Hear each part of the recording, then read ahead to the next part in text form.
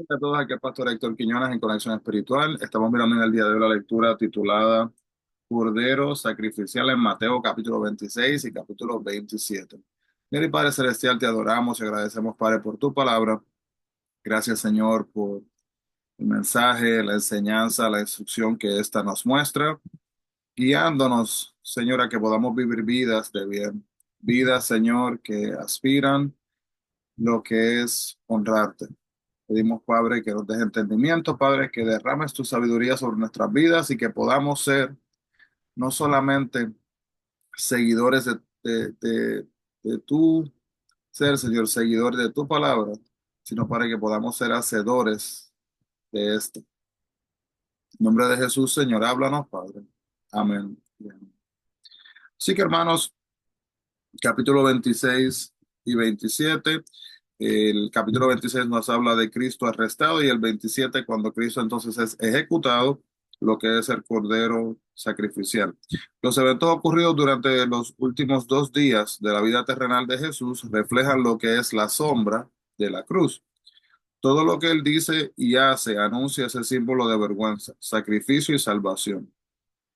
La unción en Betania, la observación de la Pascua, la cena del Señor y la oración en Getsemaní, ¿verdad? Todo está directamente conectado a la preparación para el sacrificio del Cordero, cuando entrega su vida a sí mismo en la cruz. Podemos ver también que la oración también en Getsemaní, cuando Jesús entonces es arrestado y juzgado, primero por los judíos, luego por los romanos, él es condenado, ejecutado y luego es puesto a sí mismo en la tumba. Pero la historia no termina ahí. Triunfante y glorioso, Jesús sale de esa tumba en el poder de la resurrección. Y en verdad, el rey de los judíos vive de nuevo. Un mensaje de buenas nuevas que sus seguidores están comisionados a sí mismos a seguir compartiendo. Podemos ver, hermanos, antes de comenzar, una biografía, un poquito de la biografía de la hermana de Lázaro, que se llamaba María. Pero tenemos que entender, hermanos, que hay varias Marías en la Biblia, ¿verdad? Entonces, en este caso, no es María la Madre de Dios, no es María Magdalena, sino, ¿verdad? Y esta es María, la hermana de Lázaro. Entonces, algunos puntos fuertes de la vida de ella y logros. Quizás fue la única persona que comprendió y aceptó la proximidad de la muerte de Jesús. Dedicó tiempo para ungir su cuerpo mientras él aún se hallaba con vida. Aprendió a saber cuándo escuchar y cuándo actuar. Además de esto, también el afán de servir a Dios puede transformarse en una barrera para llegar a conocerlo personalmente. Aprendemos de la vida de ella. También aprendemos que pequeños actos de obediencia y servicio tienen efectos que trascienden. Datos generales, la historia toma lugar en Betania y los familiares tenemos la hermana Marta y también a Lázaro. Y la historia, ¿verdad? Se narra la puede leer de María eh, en Mateo 26 del 6 al 13, Marcos 14, 3 al 9, Lucas 10 del 3 al 38 y Juan 11 del 17 al 45 y Juan 12 del 1 al 11. También podemos ver acá. Entonces, vamos así mismo a ver el capítulo 26, el 27. Vemos entonces aquí que acá comienza el 26 con Caifás, que fue el sumo sacerdote que gobernó durante el ministerio de Jesús. Era yerno de Anás, el sumo sacerdote anterior. El gobierno romano había asumido el proceso de nombrar todos los líderes políticos y religiosos. Entonces, cuando Caifás sirvió por unos 18 años, mucho que otros sumos sacerdotes, lo que sugiere que colaboraba bien con los romanos. Fue el primero en recomendar la muerte de Jesús a fin de lo que es salvar la nación, como dice Juan 11, 49 al 50. Esto fue un complot deliberado para dar muerte a Jesús. Sin esta conspiración no hubiera habido sentimiento popular en contra de él. Mateo y Marcos ubican este hecho antes de la última cena, mientras que Juan lo hace una semana antes, casi antes de la entrada triunfal. De los tres, Juan ubica este acontecimiento en el orden cronológico más probable. En el capítulo 26, versículo 7, esta mujer, a María, la hermana de Marta y Lázaro, la que vivió en Betania, como dice Juan 12, 1 al 3, ella, el vaso de alabastro era tallado de partir de un yeso traslúcido y se usaba para guardar aceites perfumados.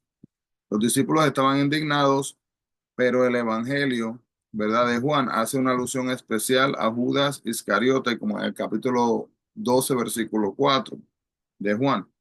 Jesús se refiere a Deuteronomio capítulo 15, versículo 11, donde se dice: no faltarán menesterosos en medio de la tierra. Esto no es una justificación para olvidarnos de la necesidad de los pobres. Las escrituras nos hacen un llamado para cuidar de los necesitados, y este pasaje de Deuteronomio continúa diciendo: por eso yo te mando diciendo, abrirás tu mano a tu hermano, al pobre y al menesteroso en su tierra. Pero Jesús lo dijo para hacer notar el sacrificio especial que María hizo entonces a sí mismo en su favor. El capítulo 26, 14 al 15, ¿por qué decidió Judas, verdad, traicionar a Jesús? Es una pregunta que nos podríamos hacer. Eh, Judas, como los otros discípulos, esperaban que Jesús iniciara una rebelión política y echara a los romanos. Y como tesorero, seguramente, ¿verdad?, le esperaba, como lo hicieron los otros discípulos, como dice Marcos 10, del 35 al 37, que le sería dada una posición importante en el nuevo gobierno de Jesús.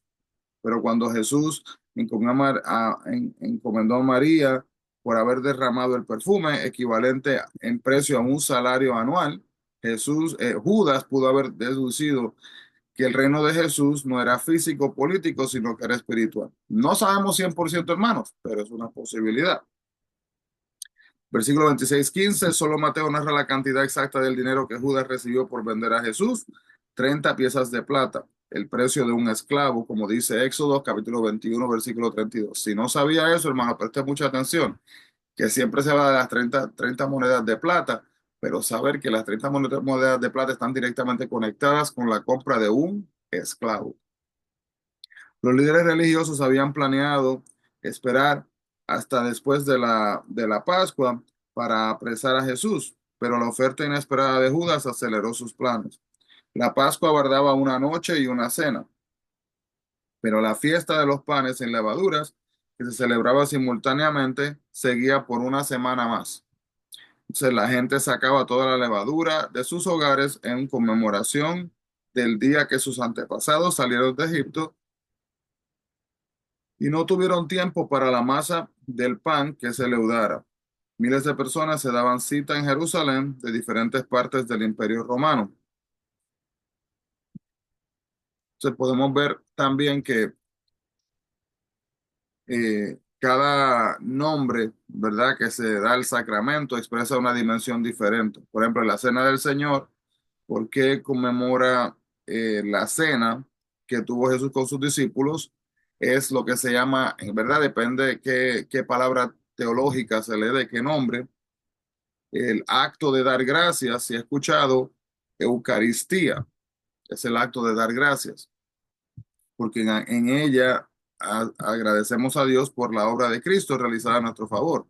Es comunión, escuchado, vamos a tomar comunión, porque en medio de ella comulgamos con Dios y con otros creyentes, y al comer el pan y beber el vino, o el jugo, ¿verdad?, de la vid, con toda seriedad recordamos la muerte de Jesús y su promesa de regresar, y damos gracias por el maravilloso regalo de Dios, y nos regocijamos al reunirnos con Cristo y su cuerpo de creyentes.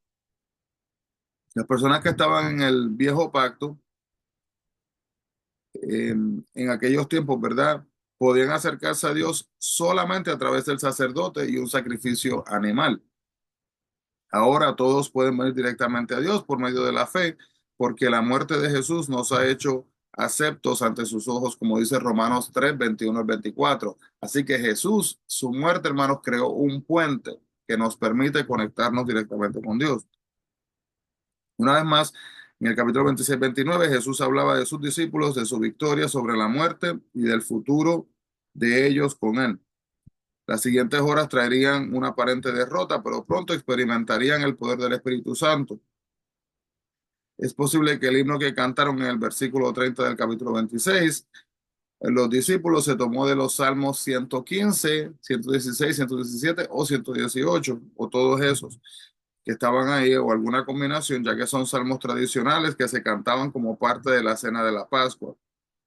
Todos los discípulos manifestaron que estaban dispuestos a morir antes que abandonarlo. Pocas horas más tarde, sin embargo, huyeron.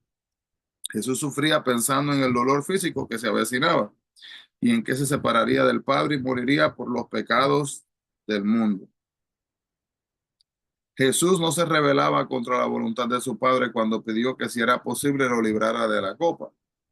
Al contrario, reiteró su deseo de que se hiciera la voluntad del Padre al decir, pero no sea como yo quiero, sino como tú.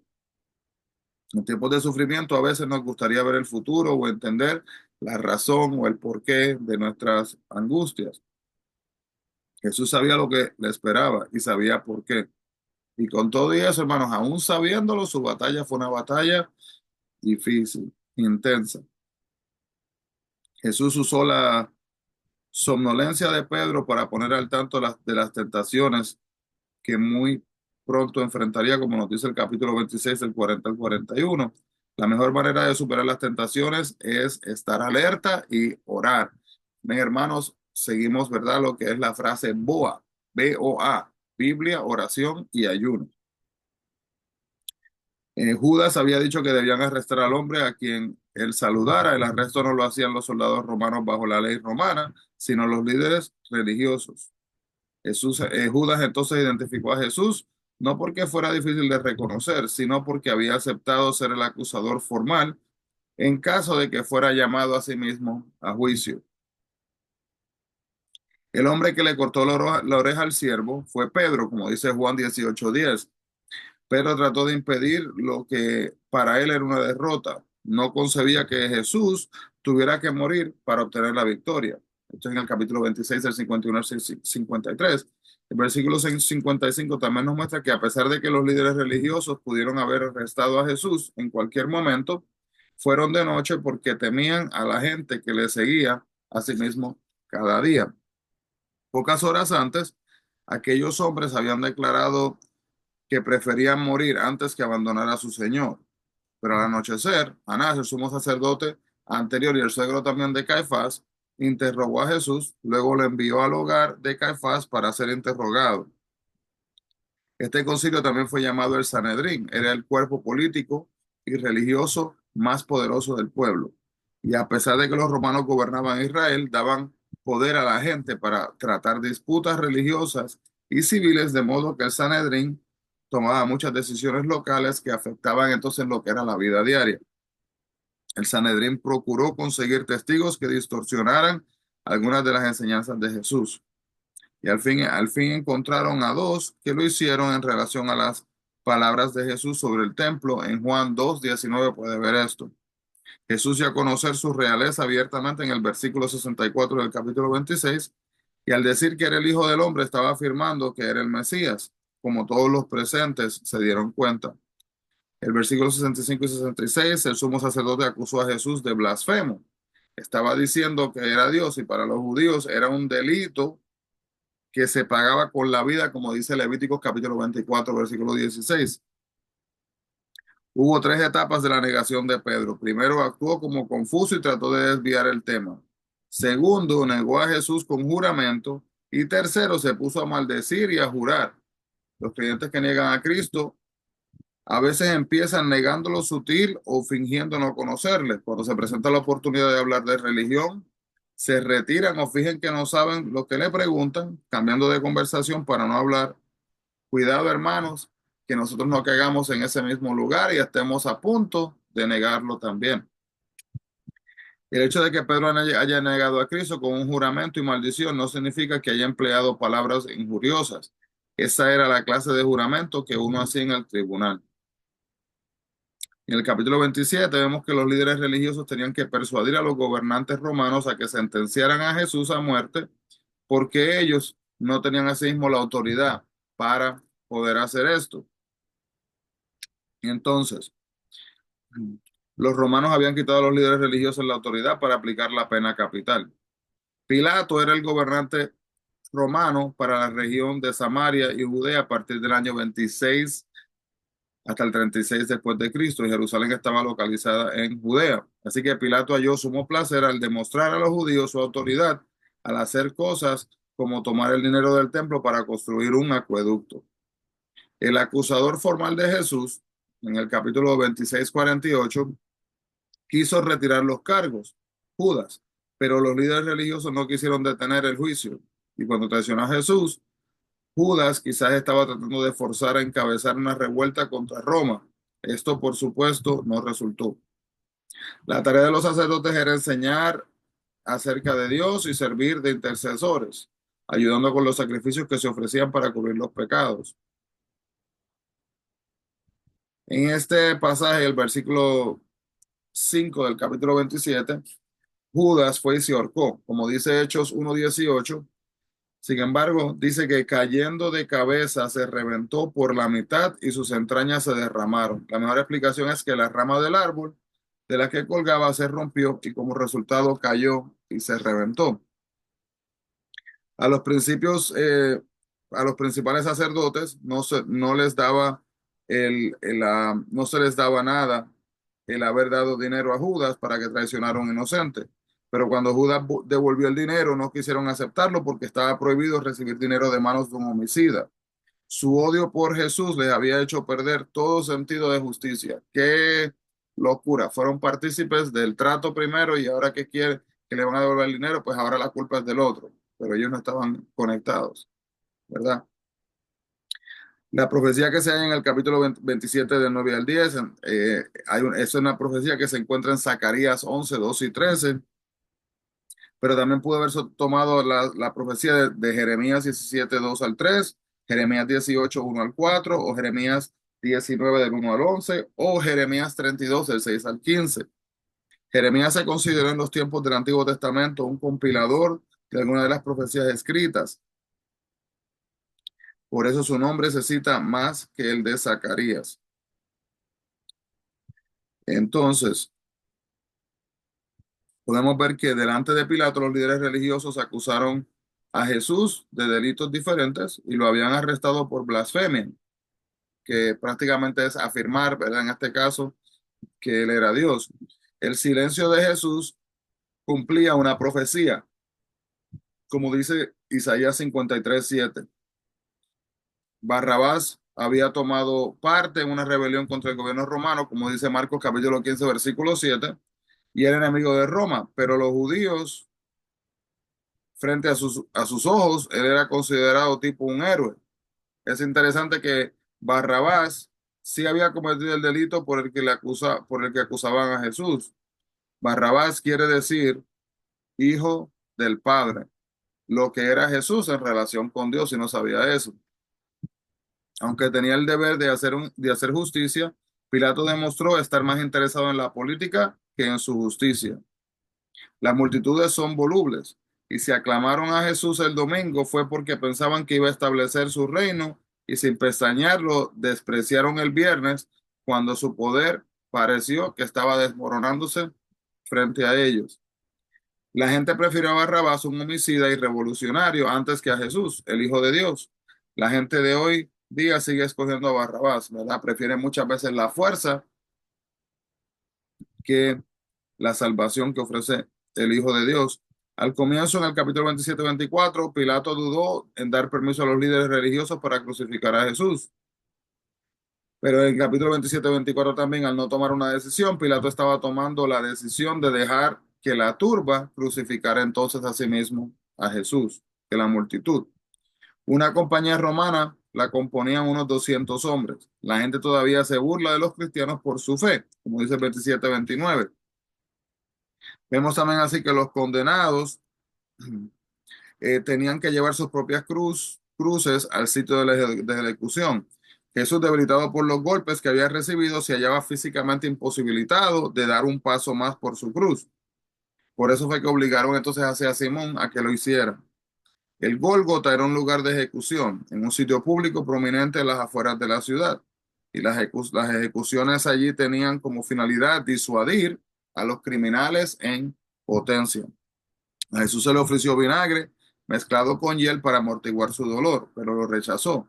Se entendía, hermanos, que la hiel actuaba como un narcótico y se usaba para calmar el dolor de los moribundos. Jesús habría de sufrir totalmente consciente y con una mente lúcida. La costumbre en el capítulo 27, versículo 35, era que los soldados tomaran las vestimentas de los que eran crucificados. Estos soldados echaron suerte y se repartieron las vestimentas de Jesús, cumpliendo así la profecía de David. Así que si no se ha fijado, hermanos, puede leer el Salmo 22 y hacer un contraste, ¿verdad? Entre estos, que es un paralelo de la crucifixión. Más tarde, uno de los ladrones se arrepintió y Jesús le prometió que se le uniría en el paraíso, como dice Lucas 23, del 39 al 43. No sabemos cómo tuvo lugar la oscuridad, pero es claro que provino de Dios. La naturaleza testificaba de la gravedad de la muerte de Jesús, mientras los amigos y los enemigos de Jesús por igual permanecían en silencio en la oscuridad. Jesús no estaba cuestionando a Dios, estaba recitando la primera línea del Salmo 22 en el capítulo 27, versículo 46, que expresaba la profunda angustia que sintió cuando tomó sobre sí todos los pecados del mundo y el Padre lo tuvo que abandonar. Esto fue lo que temió Jesús cuando oró a Dios en el jardín diciendo que se apartara de él esa copa. La agonía fue física fue horrible, pero fue mucho más el periodo de separación espiritual de Dios. Jesús sufrió esa muerte, hermano, doble, de modo que nosotros nunca tuviéramos que experimentar la separación eterna a sí mismo de Dios. Los espectadores no entendieron las palabras de Jesús y pensaron que estaba llamando a Elías. Como Elías ascendió al cielo sin morir, pensaba que regresaría para rescatarlos de la gran tribulación. Eso lo podemos ver en Segunda de Reyes 2:11 y en Malaquías 4:5.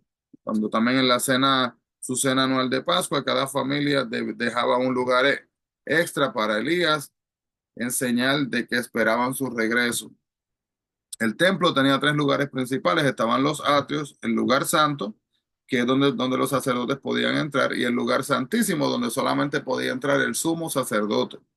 Y solamente lo podía hacer una vez al año para así poder expiar los pecados de la nación, como dice Levítico 16, del 1 al 35.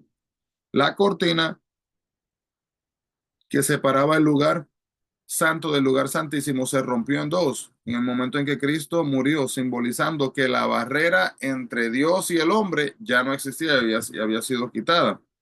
Y ahora todos tenemos la libertad de acercarnos a Dios. La muerte de Cristo estuvo acompañada de por lo menos cuatro acontecimientos milagrosos: la oscuridad, la división de la cortina del templo, el terremoto y también la resurrección de varias personas. Esto lo vemos en el capítulo 27 de Mateo, versículos 52 y 53. La muerte de Jesús no pasó desapercibida. Todos notaron que algo significativo estaba teniendo lugar. José de Arimatea era un seguidor secreto de Jesús. Era dirigente religioso, miembro distinguido del Sanedrín, como dice Marcos 15:43. Y en el pasado José había temido, hablar contra los líderes religiosos que se oponían a Jesús. Ahora con valentía e intrepidez pedía tomar de la cruz el cuerpo de Jesús para darle sepultura.